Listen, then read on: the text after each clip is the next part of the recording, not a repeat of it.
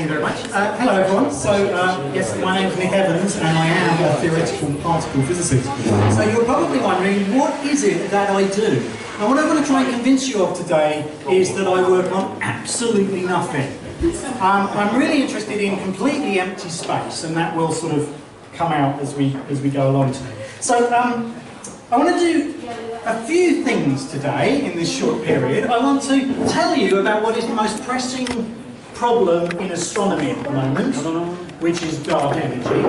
And then I might stop for a little while to let you ask some questions, but then I'm going to turn into a particle physicist, which is what I really am, and I'm going to tell you what we know about dark energy, and at the end we're going to be left with the single biggest problem that there has ever been in physics, and I have no idea what the answer is. But anyway, I hope to connect these things for you.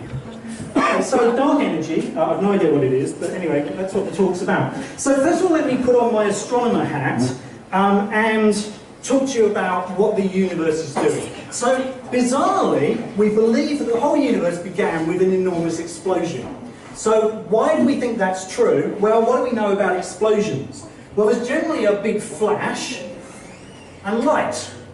And it turns out that that's true in the universe. If you look out anywhere in space, there is a very, very old, cold remnant of the light from the original explosion. Now, it is very cold and not very bright anymore because it happened 17 billion years ago. It's called the 3 Kelvin background radiation. People can pick it up with radio telescopes. But the whole universe is full of the light of the explosion.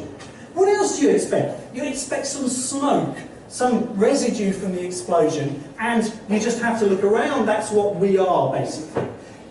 All of the hydrogen, the helium, the elements, the light elements anyway, that make up the universe are the remnants, the ash of this explosion. And again, remarkably, you can do a calculation assuming that basically the entire universe was down to about the size of a pea when this explosion happened. Unbelievably dense state of the universe.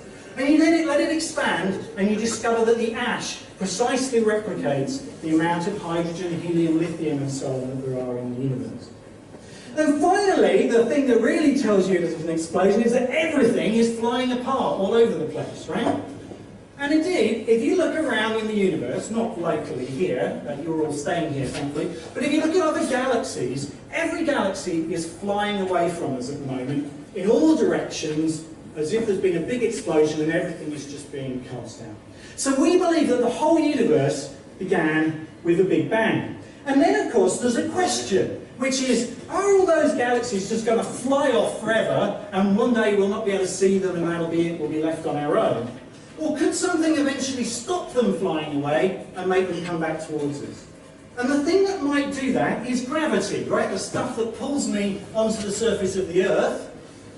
Everything attracts each other by gravity, and so you can ask the question, is there enough gravity, enough stuff to actually turn around that explosion and eventually drag all those galaxies back in, so you know they might all come crashing back in, and you get what you call the big crunch, or they may fly away forever, or there may be something just in the middle. Actually, we think it's just in the middle.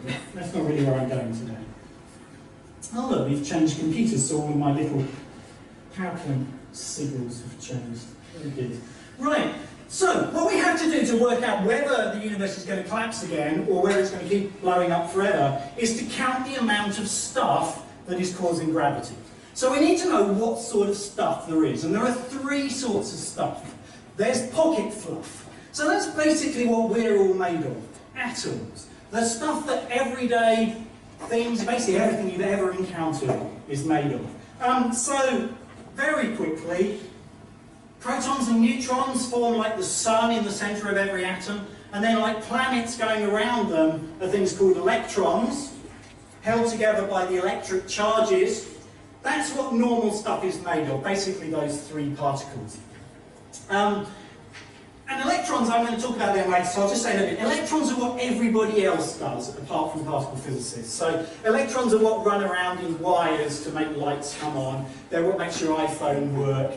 They're what chemists think about. Chemists bring 2 atoms together and these electrons start to be shared in their orbitals by different atoms. That's how things bind together. Particle physicists spend a lot of their time thinking about the protons and neutrons and tougher stuff in the middle of the atom. But anyway, I'm not going to go into too much detail with all of that either. I'm supposed to be being an astronomer. Right, second type of matter. Second is dark matter. So this is stuff that doesn't interact with light, but is otherwise just like pocket fluff. Okay? And we know an example of that. There's some things called neutrinos, which are produced in the radioactive processes that go on in the sun. But bizarrely, they basically don't interact with anything. They can travel through light years of lead without interacting. They don't have any electric charge, so they don't interact basically with atoms. So this is an example of dark matter. It's a particle like pocket fluff, as I say, normal sort of stuff. It just doesn't interact much, so it's very hard to see because it's not giving out light. So that's another possible sort of stuff that we've come to understand. And the point is there could be more of it than just neutrinos. So one wants to worry about that. Right, and then we come on to the topic of the talk, which is dark energy, which is a very peculiar stuff which this gentleman originally proposed, then he said he wished he hadn't, and now it turns out to be very important. So my best analogy to think about this is to think about a salmon farm up in a loch in Scotland. Okay, so you put some nets to put a bit of the loch into a cube, and into the cube of water you put your salmon.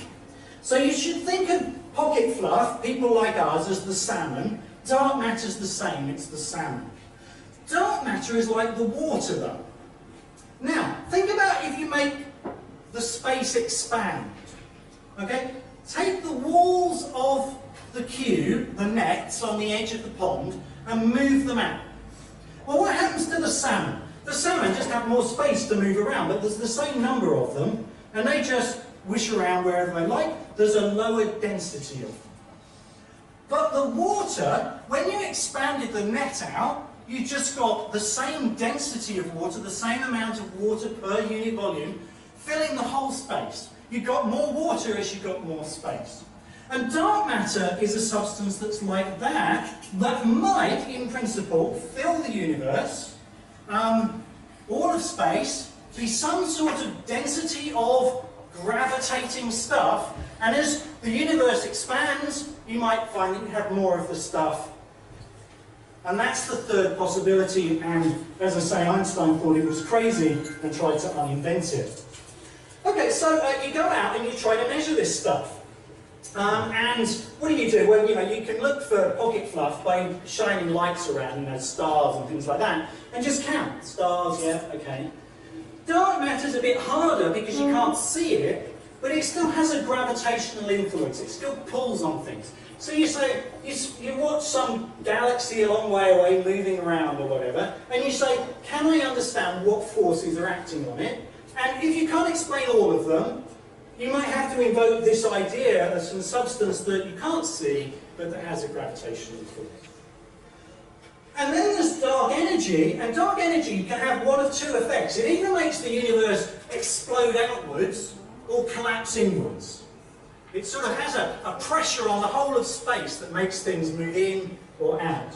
And so what you do is you look at faraway galaxies and you just ask, are they starting to move away faster? Are they being accelerated away from us, or are they being accelerated towards us? Okay, so astronomers have, not me, this is astronomers, they've spent a large amount of their lives trying to work out what the answer is. And so let's cut to the chase. And this is the recent answer that they all come to the conclusion of. So stars, they're pretty important. Now, they're 0.4% of the gravitating energy of the universe. Pocket fluff, actually, the 3.6% of the universe is pocket fluff, it's just dust. 23%, they tell us, is dark matter, and we've no idea what it is. It's something we can't see that seems to pull on galaxies. But remarkably, 73% of the stuff that is acting on the universe is the water that the salmon are swimming about in. And we have absolutely no idea what it is, other than that it is something that is causing a pressure that makes the universe actually expand. So, as it says here, eek! This is disappointing for a particle physicist like me, because I spent my life studying the 4% pocket fluff, and now people tell me that I don't actually know what 96% of the universe is made of. So that's the big problem in astronomy, is they don't actually know what it is they're studying. Right, I think I'm going to stop for a second there and see if anyone's got any questions about that stuff before I become a particle physicist. What about intergalactic gas? Sorry? Intergalactic gas. Okay, so intergalactic dust is this 3.6%. So that's just stuff like you and me, pocket fluff, atoms, but it's just not bound together into stars. But you can see it because it blocks out stars and stuff. Back away. When you said about the analogy of the sand and the water, are you just expanding into dark energy? Yeah, so I don't have much time. In the Big Bang, what's actually happening is not just that things are moving apart, the whole of space is actually growing. So it really is like the salmon farm with you pulling the nets apart. And as you pull the nets apart, you get more and more water relative to the amount of salmon. And that, it's actually an interesting question that we're at a point in time now where this is kind of comparable. In a long time in the future, if things keep expanding, the whole universe would become water because the fish would be so spread out.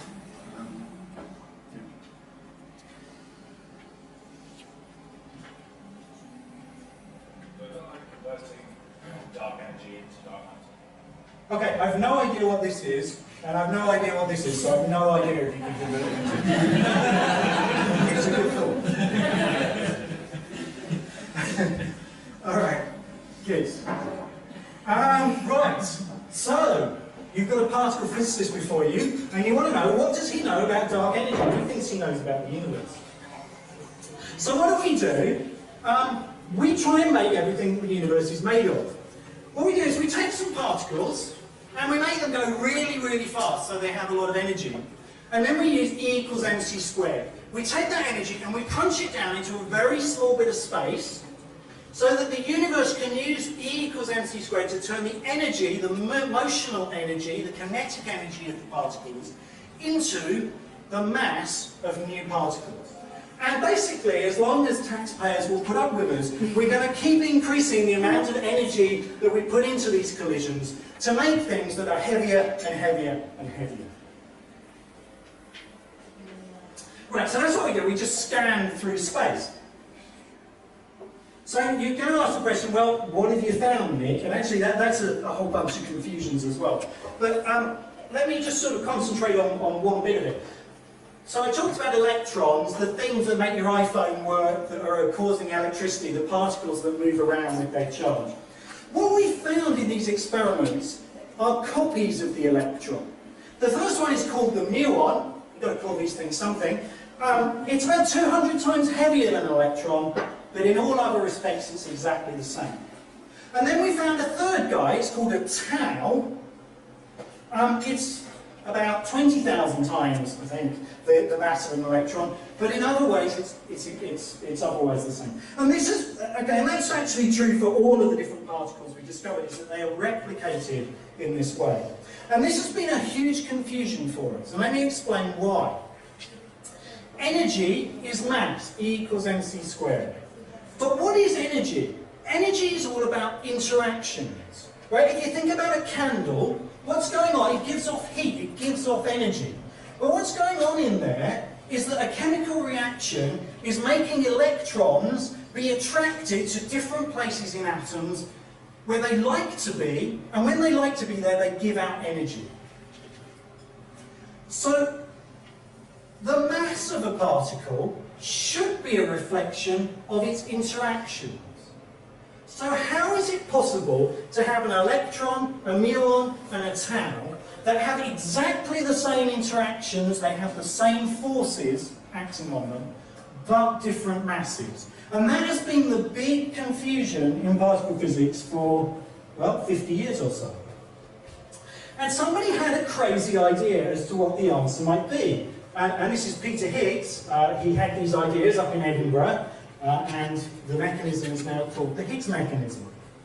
And what he said was, look, an electron's mass is the same whether it be here or whether it be in deep space.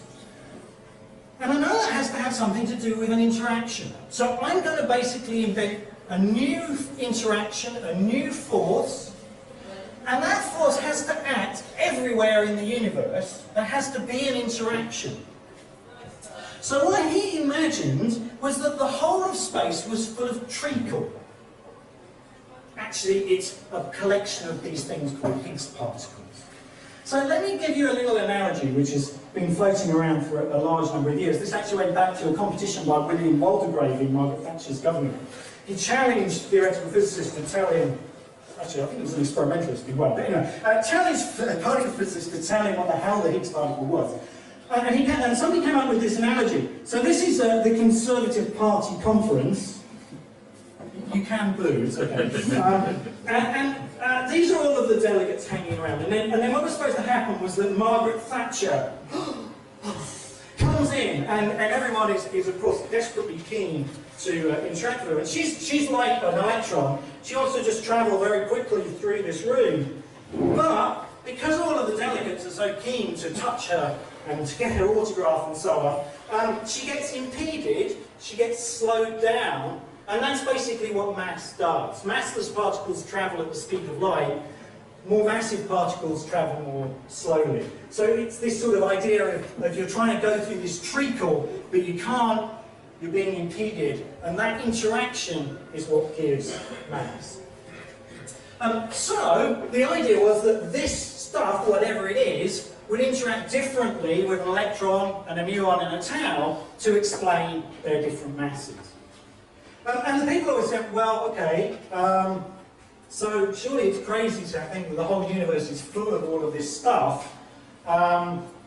Shouldn't we know? But actually in this theory, the only way that you know is by the fact that you're sat in this room. Because all of the particles in your body are constantly interacting with this stuff to get their mass. And that's what stops you and everything in your body moving at the speed of light and going bang. So the fact that you're sat here is kind of an indication that this stuff exists, but it's kind of annoying as well because that's the only way in which you interact with it. So people would say, well, really, is there lots of stuff here? How do I know? And actually, so it's amusing because Peter Higgs wrote his paper and he hadn't thought about the question of how do you know. And the referee of his paper rejected the paper and said, well, this doesn't tell us anything. And so he went away and went, oh, damn. Oh, I know, and I'll tell you what he knew in a minute. He made a prediction, and that's actually what he won the Nobel Prize for. So I don't know whether he should have got it with the referee. Anyway. This is how you tell. What you have to do is something that will disrupt the normal state of this syrup in the vacuum. So here the idea is that somebody, some mean member of the Labour Party likes to taunt these Tories. He comes to the door and he just whispers, oh, Margaret Thatcher's coming, and everyone gets very, very excited. And wherever they think she might be, they start to cluster around. And so this is something which changes the empty space from its normal state and puts in a little lump. And that little lump is what is called the Higgs boson. And the Higgs boson is what particle physicists have been looking for, a particle, a disruption of the vacuum that would prove that this theory is true. So we built a toy. It's called the Large Hadron Collider. It's 27 kilometers round. This is Lake Geneva. This is Geneva Airport. This is a bit of France. It's under the ground. We didn't actually draw a white circle. Yeah, it's about 100 metres underground because the residents of Geneva didn't want to be irradiated, which is fine. And anyway, so what we did is we looked for the signal for this particle existing. And what happens is that you take two protons, actually, and you stuff them in with enough energy that when you crush that energy down into space, you make one of these particles, you disrupt the vacuum. It doesn't last for very long. And one of the things that it does is it actually decays into two beams of light. So there's not very much energy in the light, it's really just a single photon, a single particle of light in each.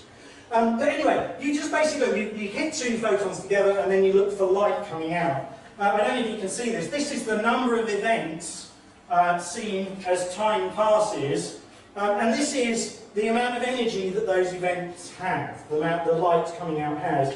And you expect, if the Higgs boson doesn't exist, to get this red thing, and these black bits are kind of agreeing.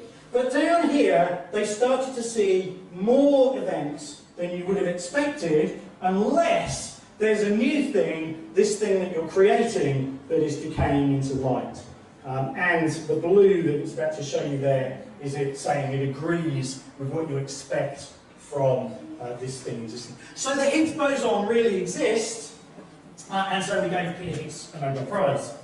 The Swedes did anyway. Anyway, I'm being told to shut up, so I'm going to tie this all together now.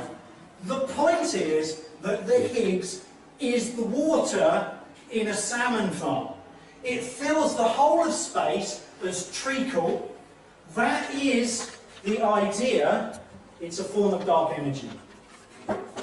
The problem is that our very, very precise and good understanding of subatomic particles tells us that the density of this treacle is about 100 times denser than nuclear matter. That's extremely dense. It's very, very amazingly dense. Whilst the observed dark energy that astronomers talk about is 0.0441 times nuclear energy density. We are wrong by 46 zeros in our prediction of dark energy. This is the single worst prediction in physics ever, and we have no idea what is going on. And, well, my students tell me I'm too old to say cool, but it's cool because we don't know what's going on, and that is what we love, because that means there's new physics to be found out there. I should just say very quickly to finish off, this is the big problem. We have all of these theories, so quantum is the word for particles, basically. We have this very good understanding of particles. We have a good understanding on long-distance scales of gravity. But when you bring them together, we know absolutely nothing. Here's an amazing fact, right? When we look inside atoms, we're going down to billions of a centimetre, or billions of a millimetre even, across. But nobody has ever managed to put two things closer together than about 0.1 of a millimetre, a tenth of a millimetre, and observe their gravitational forces. Because gravity is unbelievably weak, and all the other forces are very strong. So we actually have no understanding of how gravity interacts with our particle theories at all. So I'm going to leave it there, because I'm really hopeful that one of you will come and solve these problems for me. I think probably not. But anyway, so those were the things I wanted to say. Astronomers have discovered that the universe is made of stuff and we've no idea what it is. It's the water in the salmon farm, dark energy. Particle physicists have just proposed that the world should be full of water to give the particles of nature their masses, but we're 46 zeros wrong in our prediction, and we've no idea what we're doing. Thank you.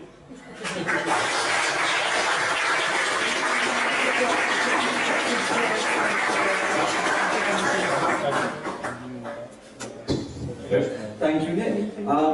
Sorry, I asked some questions, but do you have any more? So you mentioned quantum gravity. What's your favourite proposed string theory loops, or everyone's opposites?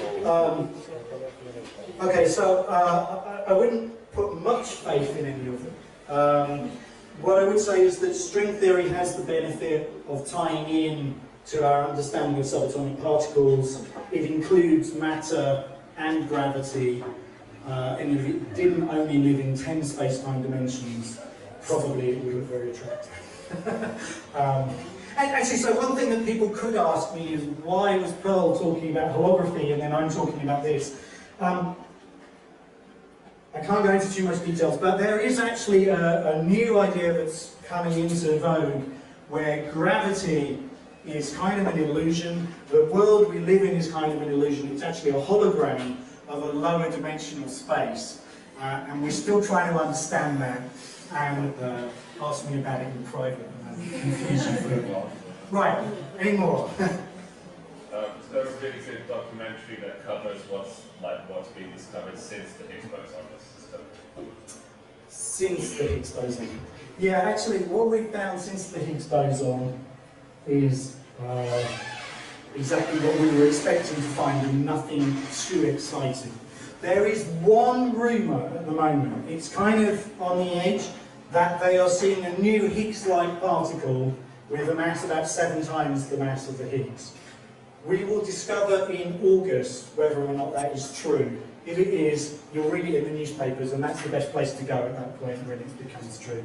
Other than that, we're still waiting for some hint as to what there is beyond all of this, but we're hopeful there will be. Did you watch the film, did you watch the film Interstellar? What did you think? I did. I thought it was terribly plotted. I mean, those early bits, right? How on earth did they build a spaceship? Just the science. The science. Okay, so the science of the black hole system and so on is extremely well researched. It was actually done by some Californian GR experts. The pictures of the black hole are really, we believe, what one would look like. You know, these films, you know, it's one of the wonderful things about being so many people in the world, right, is that people who are into just entertaining have an enormous amount of money. And they wasted a lot of it doing better simulations of what that would look like than any scientist had done previously. So the pictures are great, but the library, I'm not convinced by the library. Is it true that you're an author of a popular e-book? Yes. In the warm-up to the LXC, I wrote a popular science novel which you can find online, which has murders and sex and a bit of particle physics in it. So if you fancy that, do so, and then send me an email saying, Luke, you need to write the sequel, they found the Higgs. I will see, I promise. Any more? A real schoolboy question, but if there's around 96% of the universe unaccounted for, based on that kind of current calculations, are those calculations correct, actually? Do they be better? Yeah, I mean, of course, it's a good question, and there are serious scientists who try to say, look, what goes wrong isn't that you don't know about the matter, it's that you don't understand the forces between them. But nobody has ever come up with, in any sense, a convincing theory like that that works. And actually, within particle physics, the idea that there isn't at least dark matter would be very surprising. We've already discovered neutrinos. They quite naturally get produced in some of the processes that are involved in high-energy physics, in particle physics. It just seems very natural that there should be other bits of the universe we don't know about. They don't have to talk to us. In fact, one of the things you might say is that it's actually surprising how much of the universe we can see. There's actually no reason why there shouldn't be multiple copies of our universe, or, of our matter, that only talks gravitationally. So yeah, there's lots we don't know, which is good. Right, that's it. I'd like to say thank you very much to Nick again. So I think we'll take a short... What time is it? Phone's gone off. So yeah, we'll take a short...